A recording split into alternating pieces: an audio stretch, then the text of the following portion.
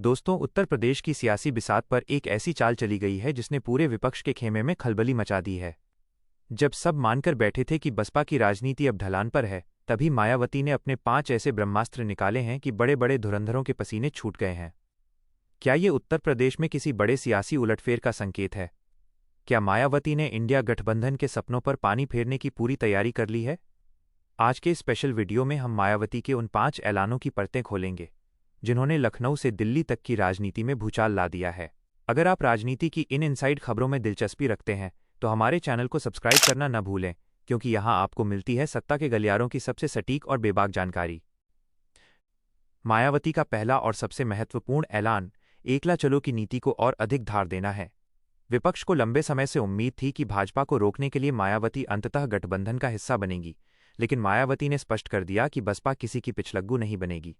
उन्होंने तर्क दिया कि जब भी बसपा ने गठबंधन किया, उनका वोट तो सहयोगी दल को ईमानदारी से ट्रांसफर हो गया, लेकिन सहयोगी दलों का सवर्ण या अन्य पिछड़ा वोट बसपा को नहीं मिला।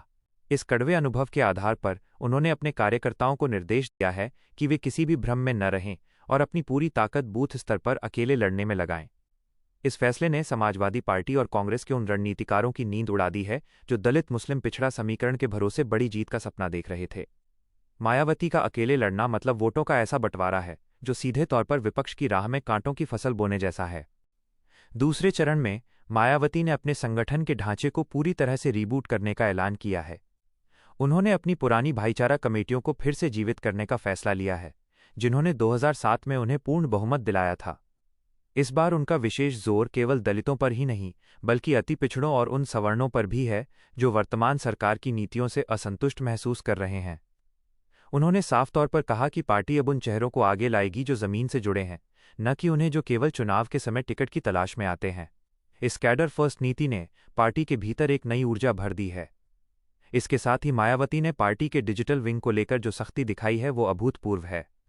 अब बसपा का हर छोटा बड़ा कार्यकर्ता सोशल मीडिया पर सक्रिय होगा और विपक्षी दलों के उस विमर्श को काटेगा जिसमें बसपा को भाजपा की बी टीम बताया जाता है।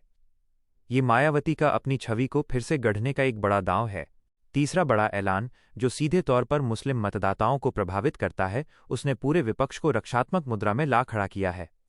मायावती ने अब तक के सबसे कड़े शब्दों में समाजवादी पार्टी पर प्रहार करते हुए कहा है कि सपा केवल अल्पसंख्यकों का डर दिखाकर उनका वोट लेती है, लेकिन सत्ता में आने पर उन्हें सुरक्षा या सम्मान नहीं दे पाती। उन्होंने आगामी चुनावों में भारी संख्या में मुस्लिम उम्मीदवारों को उतारने की घोषणा की है, लेकिन एक ट्विस्ट के साथ इस बार वे केवल मजबूत और स्थानीय मुस्लिम चेहरों को ही मैदान में उतारेंगी। ये रणनीति सीधे तौर पर सपा के MY मुस्लिम यादव समीकरण पर प्रहार है। राजनीतिक विशेषज्ञों का मानना है कि यदि मायावती 20 से 25% मुस्लिम वोट हासिल करने में सफल रहीं तो उत्तर प्रदेश में विपक्ष का वजूद ही खतरे में पड़ जाएगा। मायावती का ये दांव विपक्ष के लिए न निगलते बन रहा है, न उगलते, क्योंकि वे मायावती पर हमला करते हैं तो दलित वोट बैंक नाराज होता है और चुप रहते हैं तो मुस्लिम वोट छिटकने का डर रहता है। चौथा और सबसे संवेदनशील ऐलान आरक्षण और संविधान को लेकर है। मायावती ने केंद्र सरकार की क्रीमी लेयर और आरक्षण के भीतर वर्गीकरण की चर्चाओं पर सीधा प्रहार किया है। उन्होंने इसे दलितों और पिछड़ों को आपस में लड़ाने की साजिश करार दिया है। मायावती ने घोषणा की है कि बसपा इस मुद्दे पर सड़क से लेकर संसद तक एक राष्ट्रव्यापी आंदोलन छेड़ेगी। यह ऐलान इसलिए मास्टर स्ट्रोक माना जा रहा है क्योंकि हालिया लोकसभा चुनावों में विपक्ष ने संविधान बचाओ के नारे से दलितों के एक बड़े हिस्से को प्रभावित किया था। अब मायावती उस नैरेटिव को अपने हाथ में ले रही हैं। उन्होंने स्पष्ट संदेश दिया है कि संविधान की रक्षा केवल वही कर सकती हैं, क्योंकि उनकी पार्टी का जन्म ही बाबा साहब के सिद्धांतों पर हुआ है। इस कदम से उन्होंने उन दलित मतदाताओं को वापस अपने पाले में लाने की कोशिश की है जो अस्थायी तौर पर कांग्रेस या सपा की ओर झुक गए थे। पांचवां और अंतिम ऐलान भविष्य के नेतृत्व और आकाश आनंद की वापसी को लेकर है।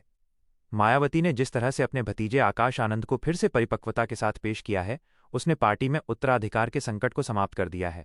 उन्होंने साफ कर दिया कि आकाश आनंद न केवल युवाओं को पार्टी से जोड़ेंगे, बल्कि वे देश भर में बसपा के विस्तार का चेहरा होंगे।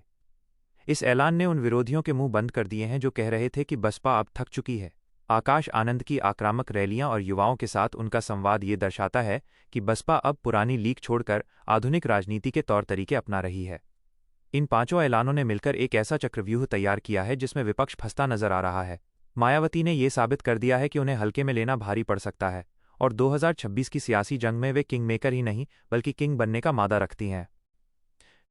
क्या आपको लगता है कि मायावती के इन 5 बड़े ऐलानों के बाद उत्तर प्रदेश की राजनीति का पूरा सीन बदल जाएगा।